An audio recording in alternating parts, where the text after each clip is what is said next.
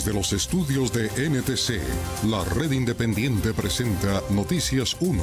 Esta noche en Noticias 1 llegó la misión de la Unión Europea que observará la transparencia de las elecciones colombianas. Los compañeros de Alex Char insisten en defender la inocencia de su colega mientras la Universidad Santiago de Cali le cancela un evento. Operaciones militares en la frontera, llegaron más hombres, más equipos y más armas para enfrentar bandas ilegales en Arauca. El impacto de la inflación sobre el bolsillo y la canasta familiar es el doble en los estratos 1, 2 y 3 que el que sufren los estratos 4, 5 y 6. Una entidad privada que vive de contratos públicos de Bogotá y La Nación vende cursos contra la violencia, pero fue denunciada por violentar a empleados suyos. Y en los deportes, Mauricio Posada. Mónica, el meta colombiano David Ospina fue titular con su equipo el Napoli en el empate ante el líder Inter de Milán por el calcio italiano. Segunda victoria en línea para la Equidad, que se impuso al Medellín esta tarde en el Metropolitano de Techo. Y en el Tour de la Provence, Nairo Quintana fue sexto en la etapa y ya está en el top 10 de la carrera francesa que concluye mañana.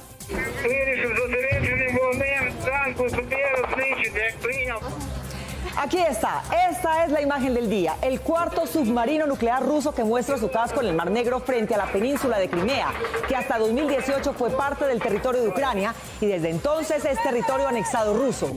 Hoy el presidente Biden habló con Vladimir Putin durante más de una hora para recibir de este la advertencia de que si sus tropas mueven cualquier equipo dentro de Ucrania, la represalia militar, económica y política de la OTAN y el resto de Europa serán lamentables para él y la estabilidad política de su país. De esta historia hablaremos hoy.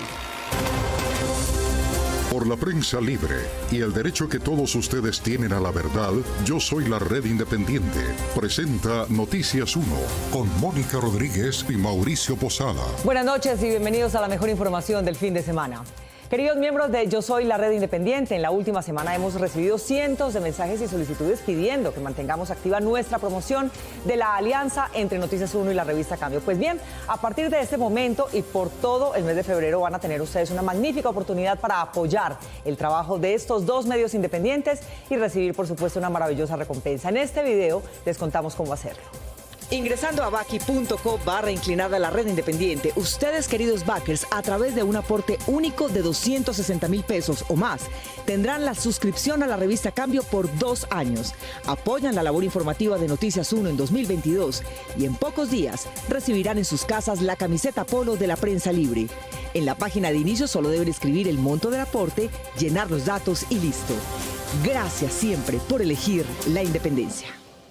Ya lo vieron ustedes, por aportes de 260,000 pesos o más. 2 años de la revista Cambio, apoyo a nuestro trabajo y la magnífica camiseta polo. Así que entren ya mismo a baki.co/inclinada la red independiente. Muchas gracias siempre por elegir la independencia. Y empezamos. 34 delegados de 20 países de la Unión Europea llegaron hoy a Bogotá para observar el desarrollo de las próximas elecciones legislativas y presidenciales de Colombia. En los próximos días llegarán 90 más. Eduardo López Júquer. Mónica, es la primera vez que un grupo tan numeroso de europeos planea una misión de este tipo en Colombia, que abarca no solo las capitales, sino que se enfoca en las zonas más conflictivas del país. Sin que aparentemente nadie en los medios se diera por enterado, hoy llegó a Bogotá una comisión de observadores electorales de la Unión Europea. Este es un grupo de 34 delegados de 20 países, pero más adelante llegarán otros 90 para un total de 124. Hoy estamos comenzando el despliegue de los observadores de la misión de observación electoral de la Unión Europea. Voy a estar en Norte Santander y Arauca. Los observadores europeos se distribuirán las zonas de todo el territorio colombiano para estar físicamente presentes en ellas desde hoy hasta cuando culminen las elecciones presidenciales, probablemente al terminar el mes de junio. Nuestras misiones son misiones que buscan ir más allá de la jornada electoral, estudiar a fondo el marco electoral, el censo electoral, la inscripción de los candidatos, que es un proceso que está todavía vivo con las revocatorias, y además, muy importante, analizar la eficacia, la neutralidad y la transparencia de la administración electoral. Los observadores electorales no solo vigilarán el equilibrio y la transparencia de los organismos electorales y del gobierno, sino que también prestarán atención al papel que harán los medios de comunicación en cuanto a independencia de la información y neutralidad de las noticias. El monitoreo de medios para ver que existe pluralismo y equilibrio en los mensajes, no solo en los medios tradicionales. También vamos a monitorar los medios de comunicación electrónico como Facebook, Twitter. Aunque aseguran que el trabajo no se inicia bajo ninguna premisa, la violencia que se vive en algunas regiones y la poca información sobre la financiación de campañas son preocupantes. Y esperemos que de aquí a las elecciones el volumen de candidatos y de partidos que cumplan con sus obligaciones de transparencia financiera pues vaya aumentando. La misión de observación electoral de la Unión Europea estará bajo la dirección del eurodiputado español Javi López. El grupo llegó a Colombia con previo acuerdo con la Registraduría, el Consejo Nacional Electoral y el consenso de los partidos políticos. Los precandidatos de la coalición de la derecha se pronunciaron cada uno por aparte sobre las revelaciones de Aida Merlano que involucran en compraventa de votos a Alex Char. No obstante, todos ellos coincidieron en agenciar intereses de Nicolás Maduro. Pese a que el escándalo de corrupción electoral mediante compra de votos y votantes en Barranquilla por parte del exalcalde de esa ciudad y actual precandidato presidencial Alex Char sigue creciendo, sus colegas de la coalición Equipo por Colombia insisten en negar la gravedad de las declaraciones que bajo juramento le dio la excongresista Aida Merlano a la Corte Suprema.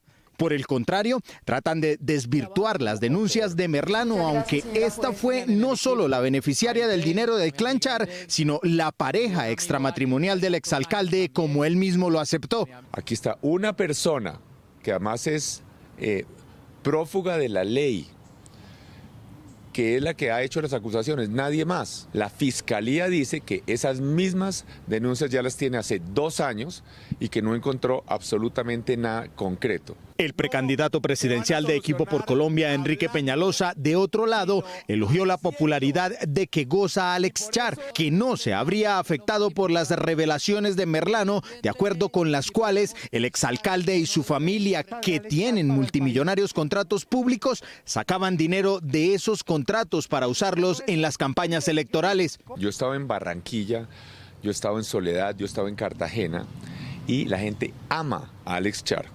Yo le garantizo que con la gente que yo he hablado, son gente que vota por Alex Char sin que les den ni siquiera una galleta. Por su parte, Federico Gutiérrez, otro precandidato de la misma coalición, fue más evasivo, pero insistió en descalificar a Aida Merlano para quitarle credibilidad a su testimonio relacionándola con Nicolás Maduro. Hay unos temas desde el punto de vista de índole personal, que yo sobre eso no opino. Sobre los otros señalamientos, la justicia debe investigar y actuar de manera rápida.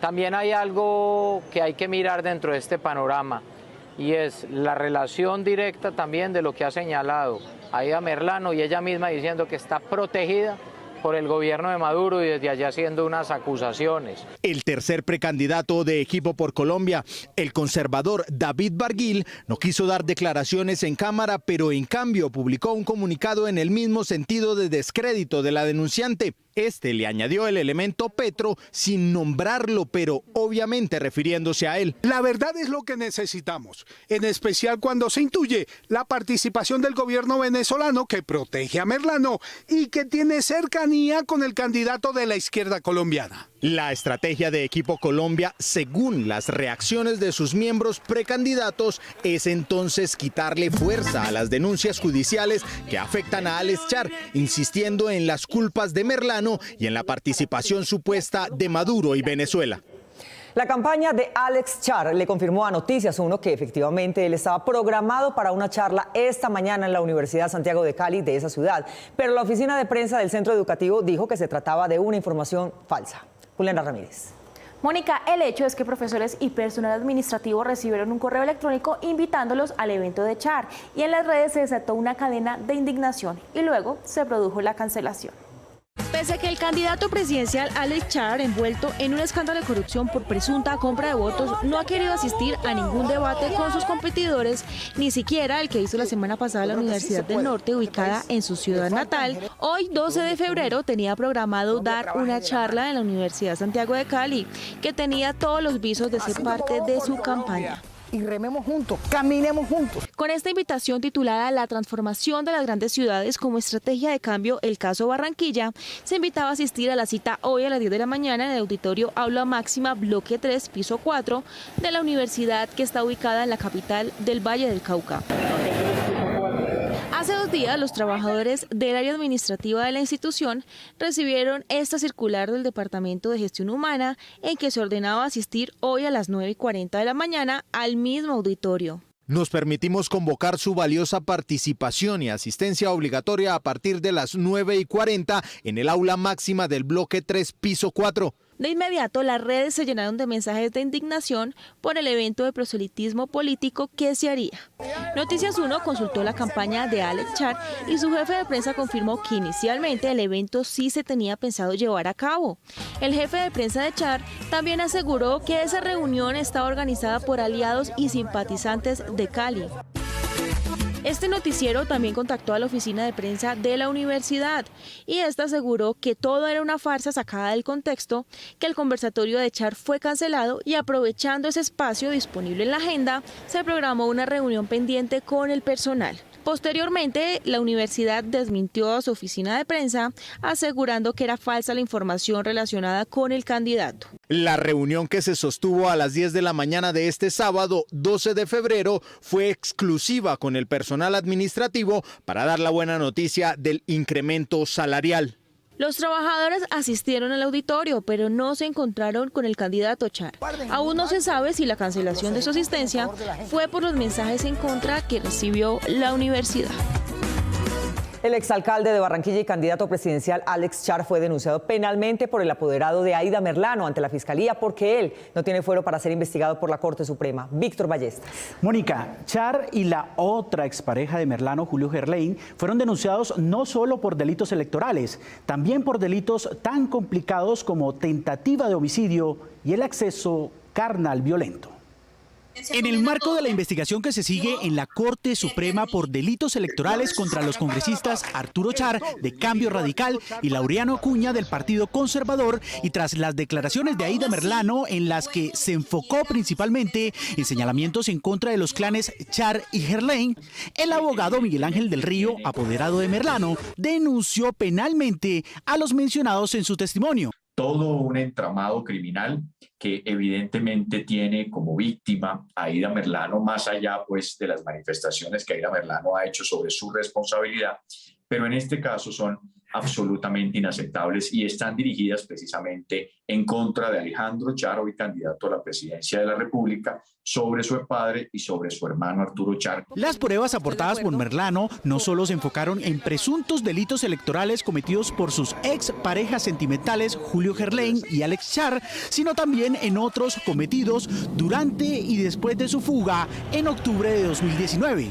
Secuestro agravado, tentativa de homicidio, acceso carnal violento, constreñimiento ilegal, fraude procesal, soborno en actuación penal. Aunque la declaración de Merlano se centró en estos poderosos grupos políticos de la costa atlántica, también mencionó a otros personajes de la vida política nacional, aunque sin presentar las pruebas como las que tenía contra los primeros. No, estoy de acuerdo. Entre los mencionados están los expresidentes Santos y Uribe, el presidente Iván Duque, el exfiscal Néstor Humberto Martínez, el exvicepresidente Germán Vargas Lleras y el candidato presidencial Óscar Iván Zuluaga. Aquí nunca hemos recibido dinero por debajo de la mesa, ni de Odebrecht, ni de Aida Merlano. Será pues la Fiscalía la que haga esas investigaciones, pero ella ha advertido con suficiencia que de lo que ella sí es testigo es de la intervención del clan Char y Julio Gerlain en la construcción de sus campañas políticas. Aunque las recientes declaraciones de Merlano han causado revuelo judicial y político,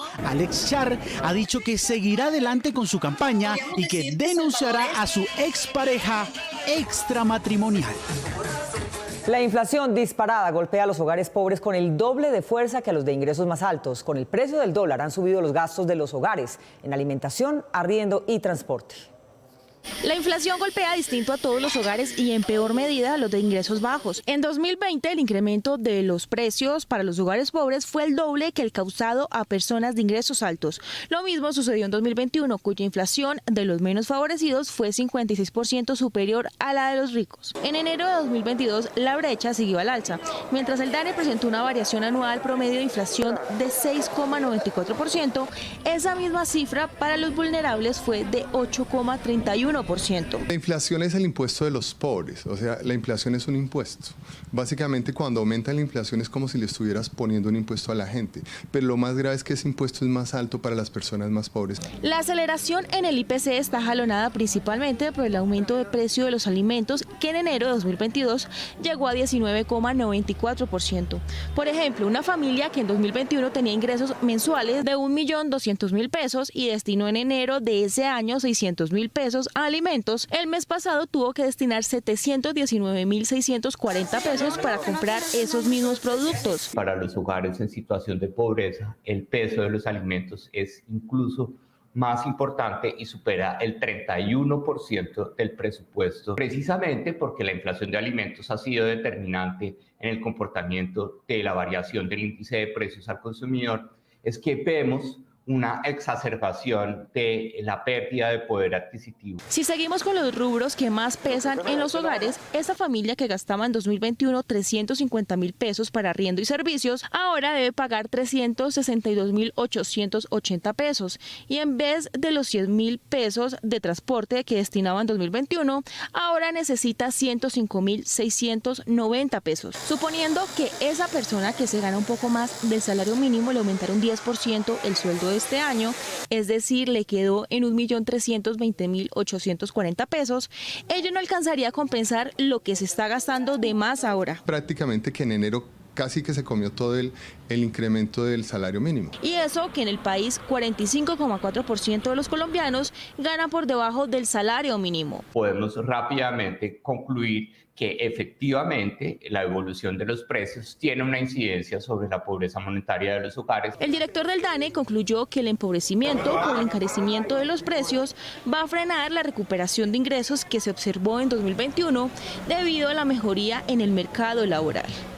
La papa, que resume en una sola palabra la dieta de los colombianos, se conseguía el año pasado a 70.000 pesos el bulto, pero actualmente está en 150.000 y en Corabastos se está recomendando cambiarla en las recetas por yuca. Enrique Tapias. Mónica, en Corabastos se explica la carestía como una cadena en la que el dólar subió y con él los insumos que se necesitan para producirla, lo que ha llevado a los campesinos no solo a sembrar menos, sino también a cobrar más cara su producción. El impacto de la inflación en la canasta familiar tiene disparados los precios de varios productos que por cuenta del dólar también han incrementado su valor en los últimos 4 meses. Según Corabastos, no hay desabastecimiento, pero el alto precio de algunos productos obedece también a los bajos niveles de oferta. Porque los productores no están cultivando la misma cantidad que cultivaban hace un año, debido a que los insumos están muy costosos y los insumos están regidos por el dólar. El dólar está costoso y por ende los insumos están costosos. Según la central de abastecimiento de alimentos más grande del país, Corabastos, entre los alimentos que más incrementaron su precio están los huevos AA por cubeta de 30 unidades, que en noviembre del año pasado estaba en 11.000 pesos y esta semana alcanzó los 12.000. El kilo de pechuga de pollo pasó de 11.100 pesos en noviembre a 14.000 pesos este mes. También incrementó su precio el kilo de carne de res, que hace 4 meses valía 22.000 pesos y en febrero de este año se ha mantenido en 25.000 pesos. En 2.100 pesos estaba el kilo de arroz en noviembre y hoy alcanza los 2.700 pesos. El bulto de papa se cotizaba a finales del año pasado entre 70, 80.000 pesos. Hoy está en 150.000 pesos la variedad parda pastusa. Según la central de abastos, frente al alto precio de productos como la papa, se aconseja a los consumidores cambiar por yuca o guatila y en el caso de la carne de res, cambiarla por otra proteína. Hay pescado de río desde 5.000 pesos, mojarra y cachama desde 5.500 pesos, pescado seco desde 12.500 pesos y hay pescado de mar desde 8.000, 9.000 pesos libra en adelante. Corabastos considera que los precios empezarán a estabilizarse a finales de febrero si el gobierno toma medidas inmediatas, como la disminución en los aranceles para los insumos en la cadena productiva de los alimentos de la canasta familiar. El presidente Iván Duque no está en el país. Ayer firmó un acuerdo contra la doble tributación con Luxemburgo y luego fue a Francia, en donde presumió de sus avances en la promoción de la paz y frente a la UNESCO, la protección del medio ambiente. Juan Fernando Barón. Mónica, otra vez está en la comitiva oficial el hermano del presidente, que no es funcionario público. La canciller Marta Lucía Ramírez dice que él debía ir porque es la persona de confianza del presidente para sus temas personales. Esta semana el presidente Duque inició uno de sus últimos viajes internacionales. El mandatario comenzó su gira por 4 países de Europa con por lo menos 5 funcionarios de su gobierno y con su acompañante frecuente, su hermano Andrés Gregorio Duque.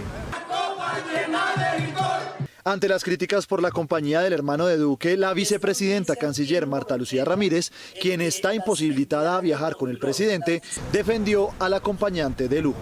Él es su persona de confianza y le ayuda en sus temas personales. Duque llegó el pasado miércoles a Luxemburgo, en donde su ministro de Hacienda firmó el acuerdo de la eliminación de doble tributación. Mientras el mandatario se encontraba en el país europeo, se produjo el atentado a la base militar de Granada Meta, lo que le ha costado críticas públicas por no cancelar su viaje. Duque se fue a Europa a pasear mientras el país se cae a pedazos. Duque, no viaje, no deje el país en estos momentos. Europa está muy fría, Colombia está que arde. Luego de su visita a Luxemburgo, el jefe de Estado viajó a Francia, en donde sostuvo encuentros con el presidente de ese país, Emmanuel Macron, y con algunos senadores a quienes les expuso, según el gobierno, los avances en la implementación del acuerdo de paz. En Brest, Duque participó en la Cumbre Mundial de Océanos, en donde aseguró que su gobierno está comprometido con el cambio climático, a pesar de que esta semana se conoció que el Ministerio de Ambiente dio luz verde a la exploración minera en zonas protegidas del país. There's no doubt that climate change is the biggest challenge of our time. There's no doubt that we need to act boldly, that we need to identify the right policies. Ayer, mientras los incendios continuaban consumiendo por lo menos 15.000 hectáreas en el Parque Nacional Natural Serranía del Chiribiquete, Duque se reunió con la directora general de la UNESCO, organismo que en 2018 declaró este mismo parque Patrimonio Cultural y Natural de la Humanidad. Mañana el presidente no tendrá agenda pública y la oficina de prensa de la presidencia informó que el próximo lunes retomará su gira por Bélgica y Países Bajos. Según la periodista Laura Gil, el mandatario estará este domingo esquiando con su hermano y parte de su comitiva. El gobierno y el Ministerio de Defensa dicen haber implementado un plan contra los incendios provocados en el parque de Chiribiquete, que es patrimonio natural y cultural de la humanidad, que hasta hace horas estuvo en llamas. Camilo Galán. Mónica, al cabo de 3 años de operación del programa, por este no se ha logrado capturar ninguno de los promotores de los cultivos ilícitos para los que se quema la selva. El incendio no lo apagaron los humanos, sí la lluvia de esta semana. Una de las áreas protegidas más grandes del continente y reconocida por la UNESCO en 2018 como Patrimonio Natural y Cultural de la Humanidad y exaltada por quienes la han visitado como un lugar majestuoso por su conjunto de pictogramas y manifestaciones de arte rupestre, ha perdido en los últimos días más de 15.000 hectáreas de bosque calcinadas por las llamas provocadas por las manos criminales que buscan deforestar para apropiarse de la tierra. En la cuenta oficial del director de la Fundación para la Conservación y Desarrollo Sostenible, Rodrigo Botero, se han publicado imágenes del desastre natural que ha provocado estos incendios. Desde el aire se aprecia la mancha negra de kilómetros y kilómetros de devastación de esta reserva natural, aunque en 2018, además de la exaltación que le dio la UNESCO, la ampliación a más de 4 millones de hectáreas en su extensión se hizo para darle vida a la atacada Amazonía. A partir de hoy, en su área protegida, proveerá el 60% del agua superficial de toda la Amazonía colombiana. Ahora, este viento contaminado por los constantes incendios naturales ha deteriorado la calidad del aire en otras ciudades del país, mientras el gobierno habla de las cifras que el Plan Artemisa para la protección de la Amazonía y sus recursos ambientales han dado durante el gobierno Duque. Los logros son una reducción el solo año pasado en 30% del área deforestada. Por eso esa buena práctica de la campaña Artemisa sigue este año y se enfoca en aquellos sitios especiales donde hay potencial deforestación a partir de acciones criminales. Pero hasta el momento y después del desastre natural con el que inició este año, se habla de responsables, pero no de capturados por este inmenso daño ambiental. Por manos criminales que buscan a través de esa práctica deforestar, apropiarse de las tierras, y la responsabilidad de esa abominable práctica es de las disidencias de las FARC, particularmente la estructura Miller Perdón. Por ahora el desastre parece controlado no por las operaciones que se realizaron sobre el territorio ardiendo, sino por las precipitaciones que se han presentado en gran parte del país durante los últimos días. Hoy hubo despliegue de vehículos militares, de armas y de hombres de las Fuerzas Armadas de Colombia en la frontera de Venezuela, en Arauca. Carlos Cárdenas se encuentra allá. Carlos, buenas noches. Mónica, durante todo el día estuvimos con el ministro de Defensa y la cúpula militar que se reunieron aquí en Tame, Arauca, para iniciar una nueva fase de operaciones contra las disidencias de las FARC y el ELN que permanecen en territorio venezolano, y algunos de ellos pretenden regresar a territorio colombiano. Las fuerzas militares desplegaron en el departamento de Arauca, frontera con Venezuela, vehículos Titán y acorazados similares a los que usaron las tropas estadounidenses en Afganistán hasta su retirada de ese país el pasado mes de agosto. En este nuevo despliegue militar, tropas que llegaron de otros departamentos intentarán cerrarles el paso a las disidencias del Frente 28 de las antiguas FARC, que se estarían quedando sin armas y provisiones para resistir nuevos combates contra subversivos del Frente Domingo Laín del ELN, que permanecen en el estado Apure, Venezuela. Estos soldados estaban en operaciones en otra zona del país. Llegan al departamento de Arauca, ya llegaron con un reentrenamiento muy especial y van a ocupar el área de frontera en el escalón adelantado de seguridad y observación. Durante el día, el Ejército y la Fuerza Aérea sobrevolaron límites fronterizos a unos 10 kilómetros de los territorios venezolanos, donde continúan los enfrentamientos entre las bandas criminales. Luego de un consejo de seguridad en Tame, los ministros de Interior y Defensa se refirieron a los 4 hombres asesinados esta semana cuando se transportaban en una camioneta en Arauquita. Se ve un video en donde estos 4 individuos claramente estaban armados, claramente pertenecían a grupos armados organizados. De manera ostentosa muestran sus armas. Con la connivencia y apoyo de las fuerzas militares bolivarianas a 2 de estos grupos que buscan sacarlos de allá y quitarles el negocio criminal y de narcotráfico que tienen al otro lado. En las últimas horas, el ejército interceptó una camioneta en la que un hombre vestido de civil transportaba armas similares a las que tenían los 4 presuntos disidentes de las antiguas FARC asesinados en Arauquita. En las salidas de Saravena, en la vereda La Pava, allí una de nuestras unidades blindadas lo intercepta y llegan las unidades, las tropas, encontrando en su interior un individuo, un sujeto que dentro de los vehículos portaba un fusil Colt calibre 7.62, 4 pistolas 9 milímetros, 3 granadas de mano. Los mandos militares también señalaron que en el último mes han identificado por inteligencia 26 planes terroristas que iban a ejecutarse en ese departamento, de los cuales 20 ya fueron neutralizados. Los organismos de inteligencia conocieron también en las últimas horas que alias Antonio Medina, responsable del antiguo Frente 28 de las FARC y quien se adjudicó el atentado el pasado 18 de enero en Saravena, Arauca, de quien se creía además estaba muerto, se vio obligado en la última semana a pasar de territorio venezolano al colombiano, huyendo del ELN. En Tame, Arauca, Carlos Cárdenas, Noticias 1, la red independiente.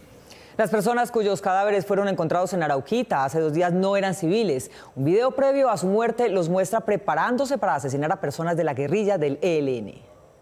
Los 4 hombres que aparecieron muertos este jueves en una vía principal de Arauquita, Arauca, al parecer pertenecen a las disidencias de las FARC de Gentil Duarte, que se disputan a sangre y fuego el control territorial con la segunda Marquetalia de Iván Márquez y el ELN. El hecho, que fue registrado por el medio local La Frontera, ocurrió a las 4:18 de la tarde, cuando 4 hombres se desplazaban a unos 200 metros del cementerio en una camioneta Toyota negra, con placas del estado de Zulia, Venezuela, cuando fueron interceptados por un motociclista, quien les disparó en repetidas ocasiones. Luego huyó del lugar. En el lugar de los hechos se encontraron 2 pistolas dentro del vehículo, 3 cuerpos dentro del vehículo. Los 4 hombres aparecieron en un video que circuló en redes sociales, al parecer grabado 2 días antes, conduciendo una camioneta y portando pistolas automáticas, un fusil tipo comando y una granada de fragmentación, y anunciando la muerte de quienes ellos identifican con las 3 letras,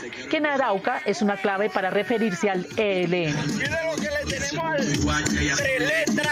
En redes sociales también circularon fotografías de cuando los 4 hombres estaban vivos. En una de ellas aparecen de civil y en otra con pantalón negro, camiseta camuflada y fusiles de asalto al hombro. 2 de los miembros de esos 4 hombres que se encontraron fallecidos y está saliendo por redes sociales donde se manifiesta que 2 de ellos están uniformados con armas o con prendas oscuras y armas.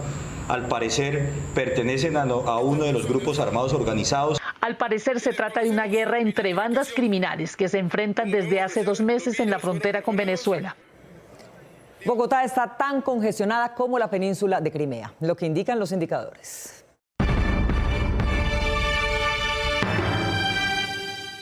Esta semana se conoció el índice TomTom, que mide la congestión vehicular en 408 ciudades del mundo, según el tiempo que sus ciudadanos pierden cada año atrapados en el tráfico. Estambul quedó en primer lugar, en el segundo Moscú, Kiev de tercero, Bogotá en cuarto y Mumbai quinto. Esto indica que solo los tanques rusos crean más trancón que los carros bogotanos. Esto es lo que indican los indicadores. Durante 1 hora y media hablaron por teléfono los presidentes de Rusia y Estados Unidos. Joe Biden le advirtió a Vladimir Putin las consecuencias que traería su invasión a Ucrania. Una vez colgaron, se inició una crisis de submarinos. Dayana Cruz. Mónica, los rusos están haciendo ejercicios militares en todas sus fronteras con Ucrania. Se dice que esperan que por accidente un disparo pase la frontera y allí comenzaría la guerra en el Mar Negro. Pero frente a Corea del Norte ya hubo gestos hostiles entre naves de ambos países. El Ministerio de Defensa de Rusia anunció que un submarino tipo Virginia de la Armada de Estados Unidos fue detectado hoy en las aguas territoriales rusas, en el área de la isla de Urup, perteneciente al archipiélago de las Kuriles, donde la flota del Pacífico estaba llevando a cabo ejercicios. El área era la zona de un ejercicio planificado de las fuerzas de la flota del Pacífico rusa, de acuerdo con el Ministerio de Defensa de ese país. Fue allí donde la tripulación de la fragata descubrió al submarino, al que dio la orden de salir a la superficie de inmediato. La tripulación del submarino estadounidense ignoró la demanda del lado ruso y acabó abandonando las aguas territoriales de la Federación Rusa a la máxima velocidad, horas después de que Washington y sus aliados advirtieran que las fuerzas rusas podrían invadir Ucrania en cualquier momento. El presidente estadounidense Joe Biden y el ruso Vladimir Putin hablaron esta tarde por teléfono durante 1 hora. Según un comunicado de la Casa Blanca, el presidente Biden fue claro en que si Rusia emprende una nueva invasión a Ucrania, Estados Unidos, junto con sus aliados y socios, responderá de manera decisiva e impondrá un costo severo a Rusia. Biden reiteró que una nueva invasión rusa de Ucrania produciría un sufrimiento humano generalizado y perjudicaría la posición de Rusia. El líder norteamericano fue claro que si bien Estados Unidos permanece preparado para participar en la diplomacia, está listo también para la guerra. Durante la llamada, Putin dijo a Biden que Rusia actuará para garantizar su seguridad del mismo modo que actuaría su país. Además, señaló que esperaba resultados concretos de acuerdo con las preocupaciones de seguridad expuestas hace semanas. Durante su charla, Putin le dijo a Biden que los planteamientos enviados por Estados Unidos no toman en cuenta las preocupaciones clave de Rusia. El asesor de Rusia lamentó que la llamada telefónica tuvo lugar en un contexto de histeria en Occidente sobre una inminente invasión rusa, cosa que dijo que es absurda. También confirmó que Biden en la llamada telefónica advirtió a Putin sobre posibles sanciones importantes, pero sugirió que no puso especial énfasis en ello. La pensión son los ahorros de retiro para una persona o su pareja si éste muere antes de cobrarlos. Por eso es conveniente saber en qué condiciones puede ser cobrada por alguien diferente a quien ahorró. La pensión de sobreviviente, aquella que como su nombre lo indica le queda al familiar que sobrevive al pensionado original, busca garantizarle una vida digna al pariente del fallecido. A la pensión de sobreviviente se accede de 2 maneras. La primera, cuando el fallecido se encontraba afiliado al sistema de seguridad social en calidad de cotizante. En este evento, el monto de la pensión depende de los salarios percibidos por el afiliado y de las semanas que hubiera cotizado. Aquí el monto no podrá superar el 75% del ingreso base de liquidación. Y la segunda, cuando el fallecido era pensionado. Aquí el valor de la pensión que reciben los beneficiarios es el mismo que percibía el receptor original. ¿Quiénes pueden ser beneficiarios? El cónyuge o compañero permanente, los hijos, los padres o los hermanos inválidos del fallecido. Sobre el derecho de estas personas se ha establecido una seria jurisprudencia de la Corte Constitucional. Si usted es cónyuge, debe demostrar que sostuvo vida marital y que convivió con el fallecido no menos de 5 años. Sin embargo, él o la fallecida pudo haber tenido simultáneamente un cónyuge o un compañero permanente. En este caso, la pensión se divide entre las dos personas en la proporción de tiempo de convivencia con el fallecido. Pero aquí viene otra condicionante. Si el compañero permanente tiene menos de 30 años y no tuvo hijos con el fallecido, la pensión será temporal y se pagará en promedio solo 20 años. Pero si sí existen hijos y el cónyuge tiene más de 30 años, la pensión otorgada será vitalicia. En caso de que el beneficiario sea un hijo, si es menor de edad, solo debe acreditar el parentesco con el fallecido, pero si es mayor y tiene entre 18 y 25 años, debe demostrar incapacidad para trabajar o dependencia económica. Ingresando a baki.co/inclinada la red independiente, ustedes, queridos backers, a través de un aporte único de 260,000 pesos o más, tendrán la suscripción a la revista Cambio por 2 años. Apoyan la labor informativa de Noticias 1 en 2022 y en pocos días recibirán en sus casas la camiseta polo de la prensa libre. En la página de inicio solo deben escribir el monto del aporte, llenar los datos y listo. Gracias siempre por elegir la independencia. A esta hora se desarrolla la audiencia de imputación de cargos contra los presuntos homicidas de la periodista Natalia Castillo, del equipo de divulgación de Naciones Unidas, que fue asesinada en el barrio Galerías en la madrugada del pasado 24 de diciembre. Los 3 capturados por la policía, según la investigación, le quitaron la vida por resistirse al robo de su celular. Este es Noticias 1, la red independiente. El primer cambio en el metaverso ya fue implementado. Tocó reformar las reglas del mundo virtual para impedir que un avatar se acerque a menos de 1 metro de otro, pues ya se reportaron casos de abuso sexual en el mundo virtual. La creación del metaverso, ese universo paralelo al mundo real en que los humanos pueden actuar por medio de los avatares que son representaciones de uno mismo, pero ya empezaron a aparecer los problemas de la cotidianidad. Esta semana sus creadores tuvieron que activar una herramienta que establece límites entre los avatares que interactúan para que todos cuenten con espacio personal y seguro. La herramienta se implementó después de que 2 mujeres denunciaron que habían sido acosadas sexualmente en el espacio virtual. Una de las víctimas se quejó en diciembre pasado y la otra en enero. Según sus denuncias, sus avatares sufrieron ataques sexuales. Una de ellas contó que específicamente un grupo de avatares masculinos agredieron de manera verbal a su representación y después violaron su imagen y le tomaron fotos. Fue suficiente para imponer barreras en el metaverso y por eso se creó la herramienta que limita el contacto entre los avatares y que impide que uno pueda acercarse a otro a menos de 1 metro de distancia. Los avatares que comparten espacios, que conversan y se divierten o trabajan pueden darse la mano para saludarse. Además, el control no podrá desactivarse. La conclusión lamentable es que donde hay humanos hay problemas, incluso si se trata solo de figuras digitales. Las profesionales contratadas para implementar una política contra el acoso de deporte terminaron denunciando por acoso laboral a su propia jefe. Noticias 1, contra la violencia. La abogada Natalia Herrera y la licenciada en Educación Comunitaria Karen Sanguino fueron contratadas el año pasado por una entidad privada que se hace conocer como Fundesco y que básicamente se ocupa en conseguir contratos para realizar foros y charlas con entidades públicas de Bogotá, como las alcaldías locales de Los Mártires, Usme y Chapinero, y algunas nacionales como el Ministerio de Deporte. Duramos un mes trabajando sin contrato, un mes en el que cumplíamos horario, pero no cualquier horario como si fuéramos empleados que no lo éramos, sino que eran jornadas de hasta la 1 de la mañana en Fundesco, en las instalaciones de Fundesco, donde Gina impedía salir a cualquier persona con amenazas. Karen y Natalia cuentan que durante el tiempo que fueron contratadas paradójicamente para el protocolo sobre violencia de género, ellas fueron víctimas de acoso laboral y violencia económica. Ridiculizarnos. Se refiere a quien figura como representante legal de esa empresa, Gina María Bejarano Pinzón, quien también ejercía como jefa directa de las acosadas. Ellas contaron que los tratos por parte de Bejarano hacia ellas eran abusivos. Aunque nunca se quejaron hacia afuera por necesidad económica, el tema se comentaba internamente, pues ellas dos no eran las únicas afectadas afectadas. Más de 10 contratados sufrieron los mismos atropellos según su historia. Sé que en este momento hay por lo menos 11 personas en la misma situación. De pronto Natalia y Karen y otras personas vinculadas a Fundesco fueron citadas a la Oficina de Control Disciplinario del Ministerio de Deporte. Nos cita a que demos nuestro testimonio y justamente un día después de esa citación me termina el contrato a mí y a otras 4 personas. Karen nunca supo la causa real de su despido. Aunque su contrato finalizó en octubre del año pasado, aún no le han hecho los pagos completos de honorarios. De esos 3 meses, solamente me pagaron 2. Natalia, por su parte, dice que debido a la violencia psicológica que sufrió, decidió renunciar pese a las condiciones de salud que padecía. Fundesco tiene historia de presunto favoritismo en contratación pública con alcaldías locales de Bogotá. Una exconcejal condenada por recibir sobornos, según artículo publicado en El Tiempo en 2017, es el verdadero poder detrás de los contratos. Se llama Judy Pinzón y su hija Gina, quien figura hoy, sería también la agresora laboral de las quejosas. Noticias 1 se comunicó con Gina Bejarano de Fundesco, pero no atendió nuestra llamada.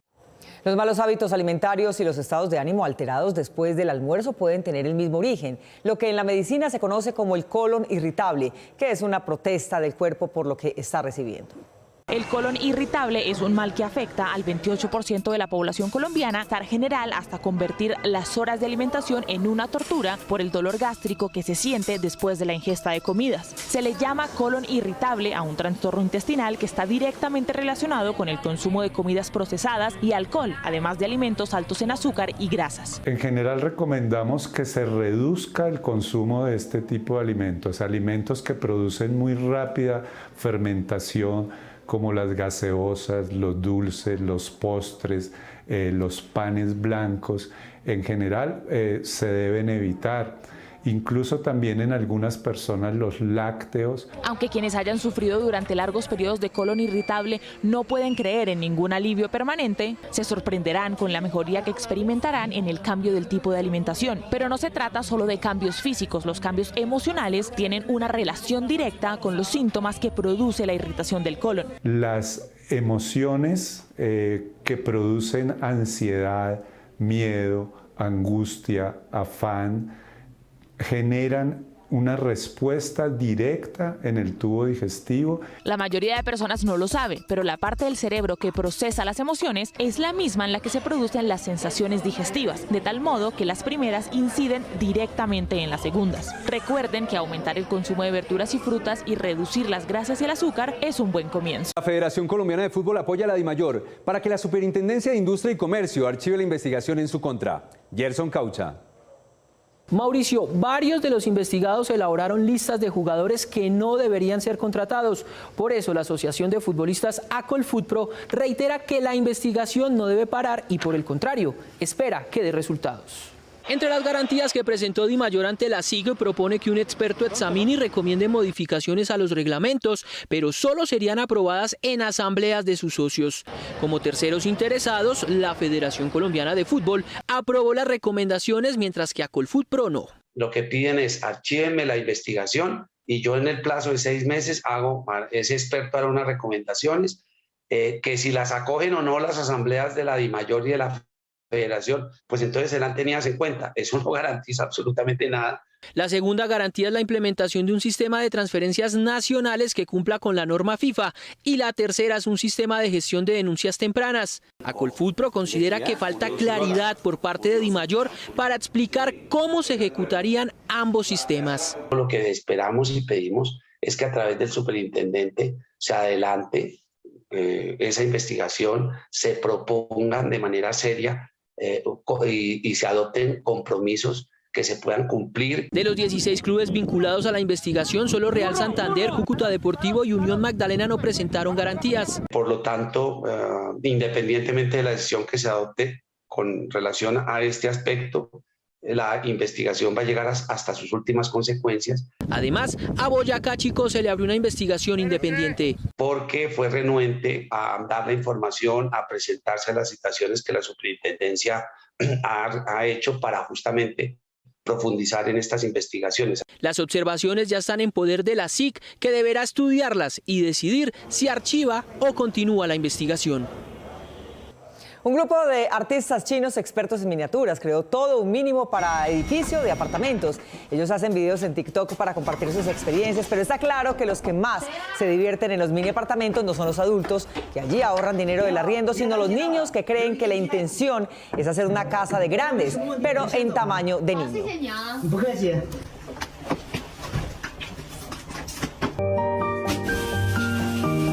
今天是我们结婚10周年纪念日，感谢你这10年来不离不弃的陪伴和包容。以前没条件的时候，我们能给你戴上钻戒，现在想尽我所能补偿，我能给你最好的。都老夫老妻了，还整这事儿？证明第二钻戒绑定了我的生命信息和你的名字。